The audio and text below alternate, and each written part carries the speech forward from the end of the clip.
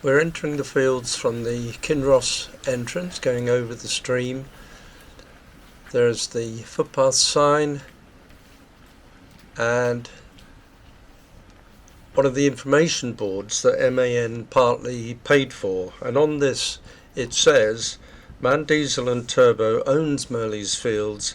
The company is always conscious of the environment and wishes to nurture the fields in the best way for the enjoyment of its employees, neighbours and wildlife. But once we're here on the fields, this is what we find. It is the new fence that MAN have erected, a temporary fence which goes all the way round the fields.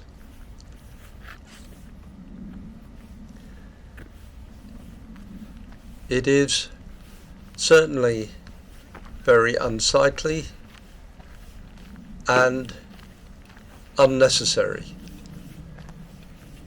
The ownership of the fields is not in question. MAN bought it when they bought the factory in about the year 2000. When they took over the fields, it was of no use to them, and they have considered how to dispose of it, and recently put in a planning application to build 200 houses on this area, which we can see from the seat here, which gives us a lovely view of the fence. Now this open area would have had on it 200 units.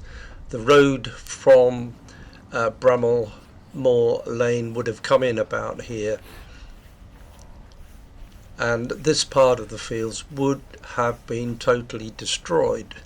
But the application was rejected by the Planning and Highways Committee by a vote of 7 to 5, and MAN warned that they would erect a fence if the application was rejected, and that is what they have done. Here you can see the fence has been knocked over, perhaps by people wishing to retain the access onto the fields that they have had for the last 20 or more years.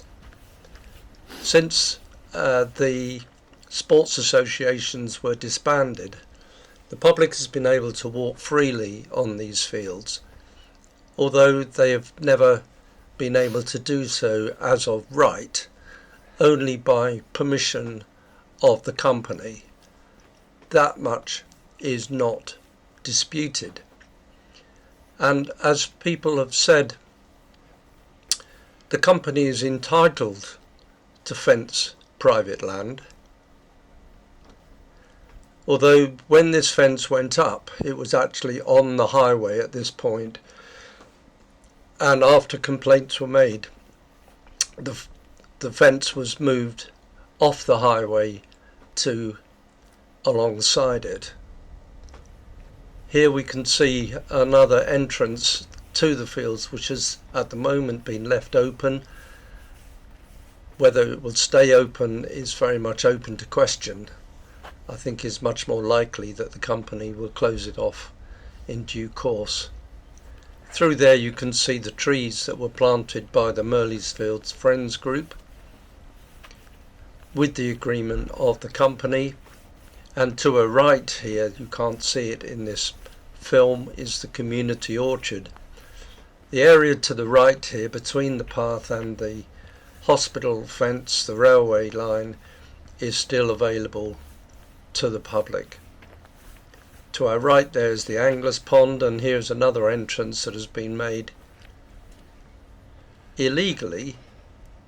You can see there the post there for the Mirrlees Walk signs that was erected by the Friends Group as a guide for people walking the circuit of about a mile and it is that circuit which is now fenced off. You can see there one of our sculptures, and here again the fence has been vandalised. Certainly it's been bent over, and here the fence ends, protruding onto the right of way. It is a sad day to see this fence, a very sad day indeed. And to end this film, let's remind ourselves what is potentially being lost here. This is Mirrlees Fields in the summertime, when the buttercups are out and the trees are in leaf.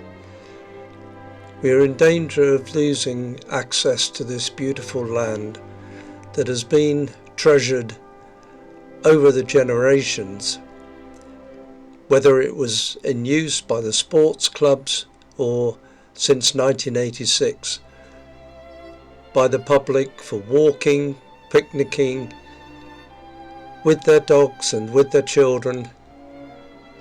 It is a beautiful area that we have come to love, and we are in danger of losing unless we can persuade the company to live by its word, and indeed to do what it says on the boards, and that is to make the fields accessible to the company's neighbours, employees, friends and wildlife.